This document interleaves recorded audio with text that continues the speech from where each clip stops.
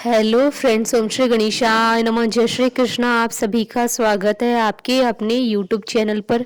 Friends, आज हम आपको इस वीडियो में बताने जा रहे हैं माघ मास की कृष्ण पक्ष की शर्तला एकादशी का शुभ मुहूर्त, पूजा विधि, महत्व, नियम, व्रत कथा और उपायों के बारे में। फ्रेंड्स, वीडियो शुरू करने से पहले आपसे रिक्वेस्ट है, अगर आप हमारे चैनल पर नए हैं और आपने अभी तक चैनल को सब्सक्राइब नहीं किया है तो प्लीज़ सब्सक्राइब कीजिएगा चैनल को, साथ ही प्रेस कीजिएगा बेल आइकन को, जिससे नए वीडियो से रिलेटेड नोटिफिकेशन आपको तुरंत प्राप्त हो सके। और वीडियो पसंद आने पर वीडियो को लाइक और शेयर जरूर कीजिएगा ताकि सभी भक्तों को इस वीडियो का लाभ प्राप्त हो सके। और कमेंट बॉक्स में जय श्री कृष्ण जरूर लिखिएगा। हिंदू धर्म में एकादशी का खास महत्व होता है। एकादशी व्रत से मोक्ष की प्राप्ति होती है।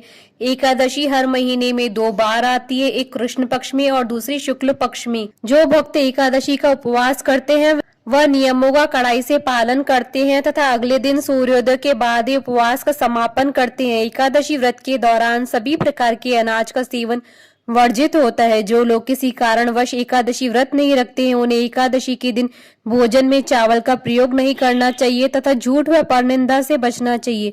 जो व्यक्ति एकादशी के दिन विष्णु सहस्त्र नाम का पाठ करता है उस पर भगवान विष्णु की विशेष कृपा होती है। माघ मास की कृष्ण पक्ष की एकादशी का काफी महत्व होता है। इसे शर्तला एकादशी कहा जाता है। इस दिन भगवान विष्णु की पूजा करने से सभी तरह के कष्टों से मुक्ति मिल जाती है। एकादशी पर भगवान विष्णु की पूजा की जाती है। उन्हें भौतिक सुखों का कारक माना जाता है। जो लोग माघ मास की एकादशी का व्रत रखते हैं उन्हें सभी तरह के सुख प्राप्त होते हैं। शर्तला एकादशी के दिन काले तिलों के दान का बड़ा महत्व है। भगवान विष्णु को पंचामृत में तिल मिलाकर स्नान कराया जाता है। इस व्रत को रखने से आरोग्यता प्राप्त होती है। अन्न, तिल आदि दान करने से धन धान्य में वृद्धि होती है। शर्तला एकादशी के दिन तिल का 6 तरह से प्रयोग करने पर पापों का नाश हो जाता है और वैकुंठ धाम की प्राप्ति होती है। शर्तला एकादशी यानी तिलों के 6 प्रकार के प्रयोग से युक्त एकादशी। इस एकादशी के दिन तिलों का उपयोग 6 प्रकार से किया जाता है।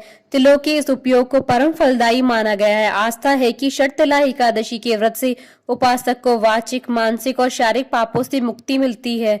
इस दिन तिलों का उपयोग स्नान, उपटन, आहुति, तर्पण, दान और खाने में किया जाता है। फ्रेंड्स, अब आइए जानते हैं शर्तला एकादशी के शुभ मुहूर्त के बारे में। हिंदू पंचांग के अनुसार इस बार शर्तला एकादशी 28 जनवरी 2022 शुक्रवार के दिन है। माघ कृष्ण एकादशी तिथि प्रारंभ होगी 28 जनवरी 2022 को सुबह 2:16 पर और माघ कृष्ण एकादशी तिथि का समापन होगा 28 जनवरी 2022 को रात्रि 11:35 पर। व्रत पारण का समय रहेगा 29 जनवरी 2022 को सुबह 7:14 से सुबह 9:24 तक। हरिवासर समाप्ति का समय रहेगा 29 जनवरी 2022 को रात्रि 8:37 पर। फ्रेंड्स, अब आइए जानते हैं शर्तला एकादशी की पूजन विधि के बारे में। शर्तला एकादशी व्रत में भगवान विष्णु की पूजा की जाती है। इस दिन तिल का प्रयोग 6 तरीकों से किया जाता है। तिल स्नान, तिल का उपटन, तिल का हवन, तिल का तर्पण, तिल का भोग और तिल का दान। पूजा के लिए इस दिन ब्रह्म मुहूर्त में उठकर स्नान कर ले, उसके बाद भगवान विष्णु की पूजा प्रारंभ करे। पूरे दिन निराहार व्रत करे। फलों का सेवन किया जा सकता है। शाम के समय भगवान विष्णु का पूजन कर उन्हें तिल का भोग लगाएं और शर्तला एकादशी की व्रत कथा जरूर पढ़ें। भगवान विष्णु की प्रिय तुलसी के समीप दीपक जलाएं। अगले दिन सूर्योदय के बाद व्रत का पारण करें। फ्रेंड्स, अब आइए प्रारंभ करें शर्तला एकादशी की पौराणिक व्रत कथा। भगवान श्री कृष्ण के श्रीमुख से एकादशियों का महात्मा सुनकर श्रद्धा पूर्वक उन्हें प्रणाम करते हुए अर्जुन ने कहा, हे केशव, आपके श्रीमुख से एकादशियों की कथाएं सुनकर मुझे असीम आनंद की प्राप्ति हुई। हे मधुसूदन, कृपा कर अन्य एकादशियों का महात्मा सुनाने की भी अनुकंपा करे। भगवान श्री कृष्ण ने कहा, हे अर्जुन, अब मैं माघ मास के कृष्ण पक्ष की शर्तला एकादशी व्रत की कथा सुनाता हूँ। एक बार दालभ्य ऋषि ने पुलस्त्य ऋषि से पूछा, हे ऋषि श्रेष्ठ, मनुष्य मृत्यु लोक में ब्रह्म हत्या आदि महापाप करते हैं। दूसरे के धन की चोरी तथा दूसरे की उन्नति देखकर ईर्ष्या आदि करते हैं। ऐसे महान पाप मनुष्य क्रोध, ईर्ष्या, आवेग और मूर्खता वश करते हैं और बाद में शोक करते हैं कि हाय, यह हमने क्या किया। हे महामुनि, ऐसे मनुष्यों को नरक से बचाने का क्या उपाय है? कोई ऐसा उपाय बताने की कृपा करे जिससे ऐसे मनुष्य को नरक से बचाया जा सके, अर्थात उन्हें नरक की प्राप्ति न हो। ऐसा कौन सा दान पुण्य है जिसके प्रभाव से नरक की यातना से बचा जा सकता है? इन सभी प्रश्नों का हल आप कृपा पूर्वक बताइए। दालभ्य ऋषि की बात सुन पुलस्त्य ऋषि ने कहा, हे मुनि श्रेष्ठ, आपने मुझसे अत्यंत गूढ़ प्रश्न पूछा है। इससे संसार में मनुष्य को बहुत लाभ होगा। जिस रहस्य को इंद्र आदि देवता भी नहीं जानते, वह रहस्य मैं आपको अवश्य ही बताऊंगा। माघ मास में आने पर मनुष्य को स्नान आदि से शुद्ध रहना चाहिए और इंद्रियों को वश में करके तथा काम, क्रोध, लोभ, मोह, ईर्ष्या तथा अहंकार आदि से सर्वथा बचना चाहिए। पुष्य नक्षत्र में गोबर, कपास, तिल मिलाकर उपले बनाने चाहिए। इन उपलों से 108 बार हवन करना चाहिए। जिस दिन मूल नक्षत्र और एकादशी तिथि हो तब अच्छे पुण्य देने वाले नियमों को ग्रहण करना चाहिए। स्नान आदि के नित्य कर्म से देवों के देव भगवान श्री हरि का पूजन व कीर्तन करना चाहिए। एकादशी के दिन उपवास करे तथा रात को जागरण और हवन करे। उसके दूसरे दिन धूप दीप नैवेद्य से भगवान श्री हरि की पूजा अर्चना करे तथा खिचड़ी का भोग लगाएं।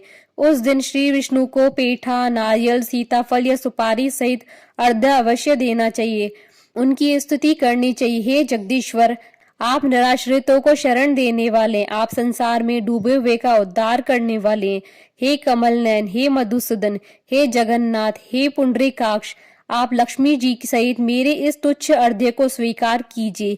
इसके पश्चात ब्राह्मण को जल से भरा घड़ा और तिल दान करने चाहिए। यदि संभव हो तो ब्राह्मण को गऊ और तिल दान देना चाहिए। इस प्रकार मनुष्य जितने तिलों का दान करता है वह उतने ही सहस्त्र वर्ष में स्वर्ग में वास करता है।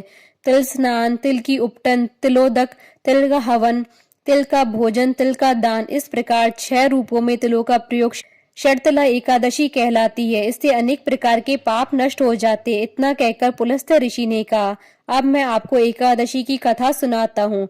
एक बार नारद मुनि ने भगवान श्री हरि से शर्तला एकादशी का महात्म पूछा। वे बोले, हे प्रभु, आप मेरा प्रणाम स्वीकार करें। शर्तला एकादशी के उपवास का क्या पुण्य है, उसकी क्या कथा है, कृपा कर मुझसे कहिए। नारद की प्रार्थना सुन भगवान श्री हरि ने कहा, हे नारद, मैं तुम्हें प्रत्यक्ष देखा सत्य वृतांत सुनाता हूँ, ध्यान पूर्वक श्रवण करो। बहुत पहले मृत्यु लोक में एक ब्राह्मणी रहती थी। वह सदा व्रत उपवास किया करती थी। एक बार वह 1 मास तक उपवास करती रही। इससे उसका शरीर बहुत कमजोर हो गया। वह अत्यंत बुद्धिमान थी, फिर भी उसने कभी भी देवताओं तथा ब्राह्मणों के निमित्त अन्न आदि का दान नहीं किया। मैंने चिंतन किया कि इस ब्राह्मणी ने उपवास आदि से अपना शरीर तो पवित्र कर लिया तथा इसको वैकुंठ लोक भी प्राप्त हो जाएगा, किंतु इसने कभी अन्नदान नहीं किया। अन्न के बिना जीव की तृप्ति होना कठिन है। ऐसा चिंतन कर मैं मृत्यु लोक में गया और उस ब्राह्मणी से अन्न की भिक्षा मांगी। इस पर उस ब्राह्मणी ने कहा, हे योगी राज, आप यहाँ किस लिए पधारे हैं? मैंने कहा, मुझे भिक्षा चाहिए। इस पर उसने मुझे एक मिट्टी का पिंड दे दिया। मैं उस पिंड को लेकर स्वर्ग लौट आया। कुछ समय व्यतीत होने पर वह ब्राह्मणी शरीर त्याग कर स्वर्ग गई। मिट्टी के पिंड के प्रभाव से उसे उस जगह में एक आम वृक्ष सहित घर मिला, किंतु उसने उस घर को अन्य वस्तुओं से खाली पाया। वह घबराई हुई मेरे पास आई और बोली, हे प्रभु, मैंने अनेक व्रत आदि से आपका पूजन किया, किंतु फिर भी मेरा घर वस्तुओं से रिक्त है। इसका क्या कारण है? मैंने कहा, तुम अपने घर जाओ और जब देव स्त्रियां तुम्हें देखने आए तब तुम उनसे शर्तला एकादशी व्रत का महात्मा और उनका विधान पूछना।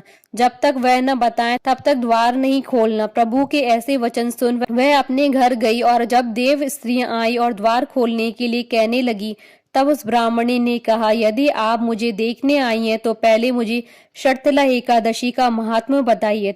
तब उनमें से एक देव स्त्री ने कहा, यदि तुम्हारी यही इच्छा है तो ध्यान पूर्वक श्रवण करो। मैं तुमसे एकादशी व्रत और उसका महात्म विधान सहित कहती हूँ। जब उस देव स्त्री ने शर्तला एकादशी का महात्म सुना दिया तब उस ब्राह्मणी ने द्वार खोला। देव स्त्रियों ने ब्राह्मणी को सब स्त्रियों से अलग पाया। उस ब्राह्मणी ने भी देव स्त्रियों के कहे अनुसार शर्तला एकादशी का उपवास किया और उसके प्रभाव से उसका घर धन धान्य से भर गया। अतः हे पार्थ, मनुष्यों को अज्ञान को त्याग कर शर्तला एकादशी का उपवास करना चाहिए। इस एकादशी व्रत करने वालों को जन्म जन्म की निरोगता प्राप्त होती है। इस उपवास से मनुष्य के सभी पाप नष्ट हो जाते हैं। कथा सार, इस उपवास को करने से जहाँ हमें शारीरिक पवित्रता और निरोगता प्राप्त होती है, वहीं अन्न, तिल आदि दान करने से धन धान्य में बढ़ोतरी होती है। इससे यह सिद्ध होता है कि जो मनुष्य जो और जैसा दान करता है, शरीर त्यागने के बाद उसे फल भी वैसा ही प्राप्त होता है। अतः धार्मिक कृत्यों के साथ साथ हमें दान अवश्य करना चाहिए। शास्त्रों में वर्णित है कि बिना दान किए कोई भी धार्मिक कार्य संपन्न नहीं होता है। बोलिए भगवान श्री हरि विष्णु जी की जय, सनातन धर्म की जय। हमारे साथ इस वीडियो में अंत तक बने रहने के लिए आपका धन्यवाद। ओम श्री गणेशाय नमः। जय श्री कृष्ण।